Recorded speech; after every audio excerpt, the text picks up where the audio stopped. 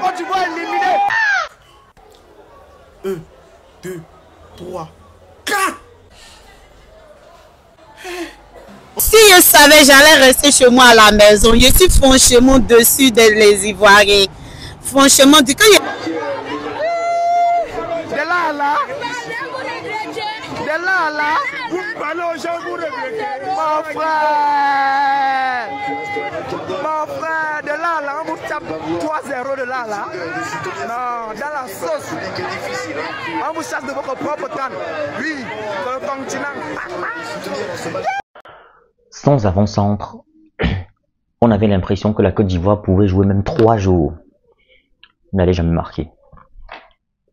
Vous avez beau avoir l'envie, on a beau avoir l'envie, on a beau avoir la volonté, on a beau avoir la détermination, on a beau avoir le public, on a beau être chez soi. Mais le football se gagne avec des buts. Le football ne se gagne pas avec l'envie seulement. Le football se gagne avec des buts. Même si on mettait 3 jours de match avec 7 effectifs, l'équipe ne joue pas mal forcément, hein, mais vous ne pouvez pas gagner un match si vous ne marquez pas. Et les moments dans un match, les moments où vous marquez, c'est ça qui détermine l'état psychologique de la rencontre. Celui qui a plombé, le joueur qui a plombé le match de la Côte d'Ivoire, c'est Kwame. Franchement, Kwame, ce but que tu as raté là, si vous remarquez même, Kwame là, il est sorti pleurer. Il pleurait parce qu'il savait que c'était le tournant du match.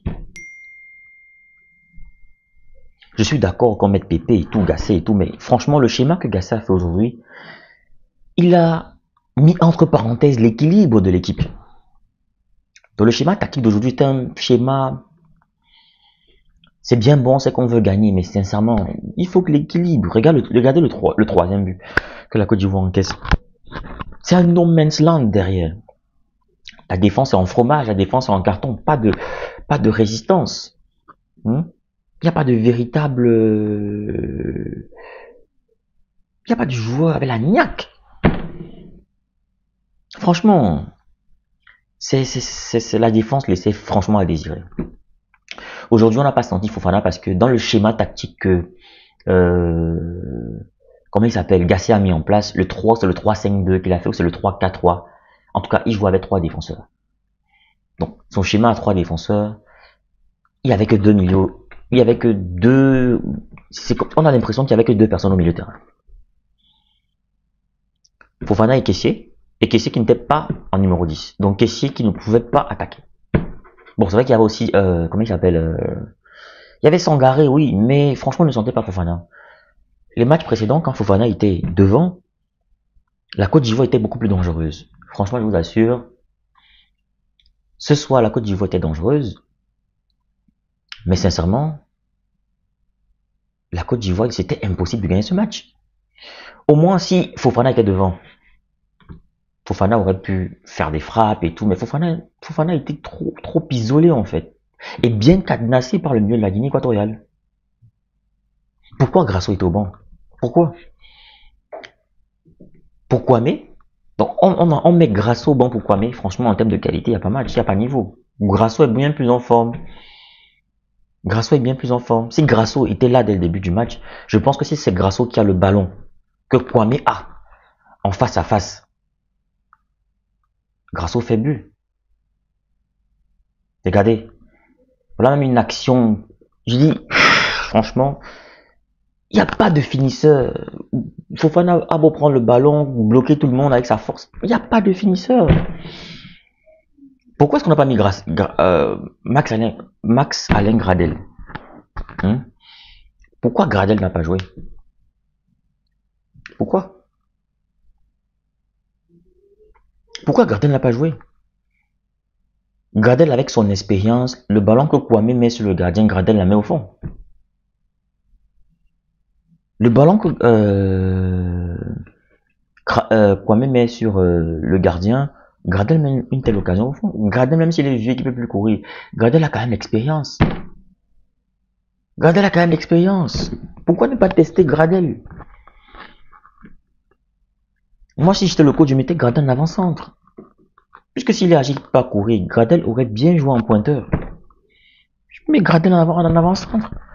Et tu multiplies tes chances. Sincèrement. Voilà. Bon, voilà Gradel qui entre à la fin du match. À moins 7 minutes. Il voulait qu'il fasse quoi maintenant? C'est maintenant qu'on met Gradel.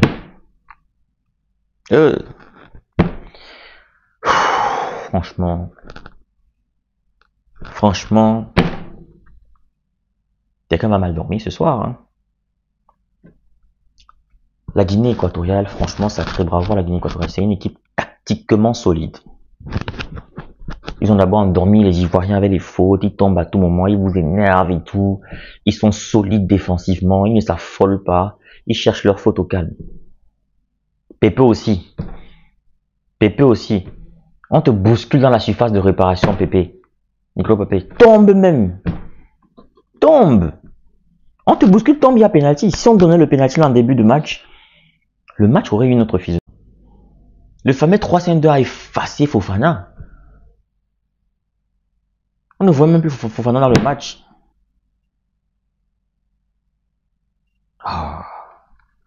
C'était mieux encore de jouer en 3-4-3. Si en attaque, il y avait Pepe à droite et puis Diakité à gauche, ça aurait été mieux. Mais là, c'est Diakité qui joue seul. Diakité, c'est le seul meilleur joueur du match. Même s'il n'a pas marqué. Aucun finisseur incapable de frapper au goal. Même les goals, on a l'impression que même si on ouvrait les goals, personne n'allait marquer. Incapable de frapper au goal. Franchement, c'est à l'heure qu'il nous manque. S'il y avait même Wilfried Zaha, Zaha aurait pu jouer le rôle d'avant-centre. Zaha aurait pu jouer le rôle d'avant-centre.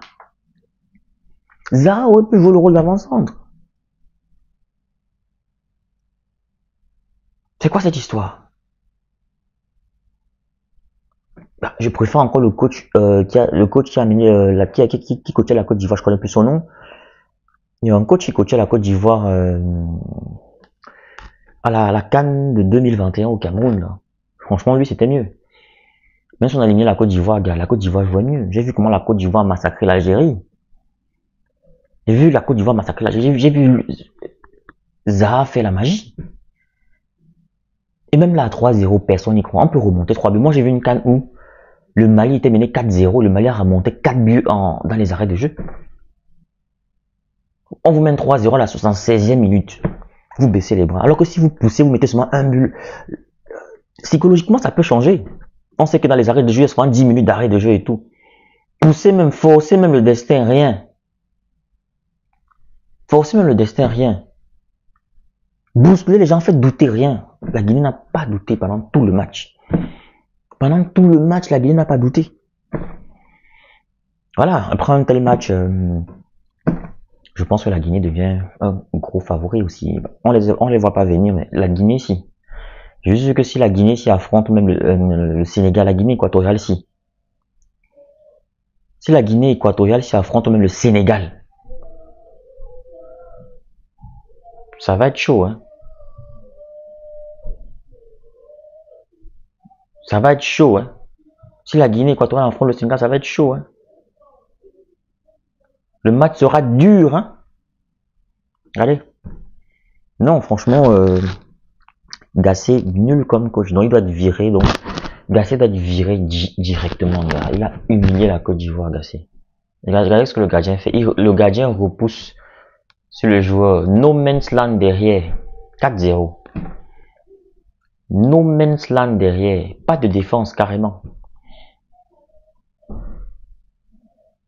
Un no man's land derrière. 4-0. Franchement, même si la Côte d'Ivoire joue 4 jours, si vous ne marquez pas, vous ne pouvez pas gagner un match. Vous ne pouvez pas gagner un match si vous ne marquez pas. Mais la Guinée équatoriale a évolué. 4-0, Seigneur. 4-0. Non. 4-0. Quelle humiliation. À domicile. On est mort avec les Camerounais.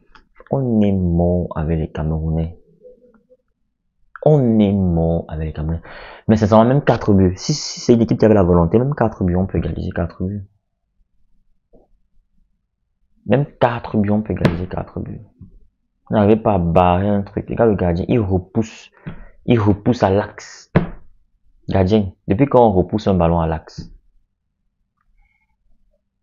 Quand toi tu dégages sur le côté, tu repousses un ballon à l'axe. On n'a pas vu Fofana dans l'équipe aujourd'hui.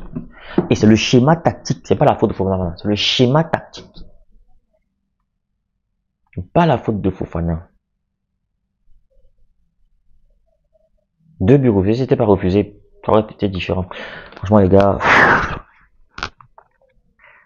c'est un match qui m'a donné les mots de tête en fait. J'ai jamais vu une telle performance.